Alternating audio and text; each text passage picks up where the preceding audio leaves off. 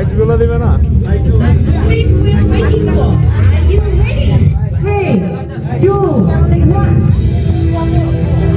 এসে মানে কোন সার্ভিসটা নিতে চায় বা ভবিষ্যতে নিতে ইচ্ছুক?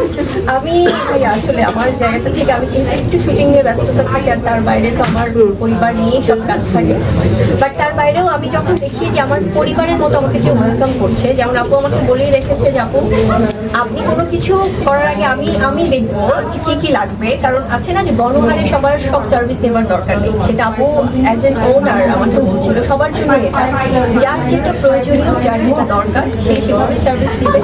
এবং আমার কোনো চিন্তা নেই, আমার জন্য আমার বড় বোন তো আছেই। সো আমার অনেক সময় আমাদের হয়তো ফেসিয়াল দরকার হয়, অনেক সানবার্ন হয়, অনেক ধরনের এখানে স্মার্ট এখন যুগের সাথে তাল মিলিয়ে, কারণ প্রত্যেকটা মেয়েই কিন্তু সুন্দর ডাক্তার জায়গা থেকে, কারণ সবাই আল্লাহর সৃষ্টি।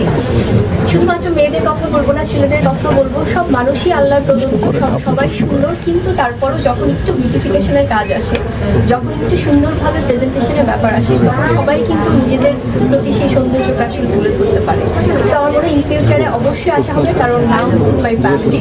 সো সেখান থেকে অবশ্যই অনেক অনেক সার্ভিস নেওয়া হবে এবং যারা আছে তারা তাদের প্রয়োজনীয় অনুযায়ী আসলে সার্ভিস করেন।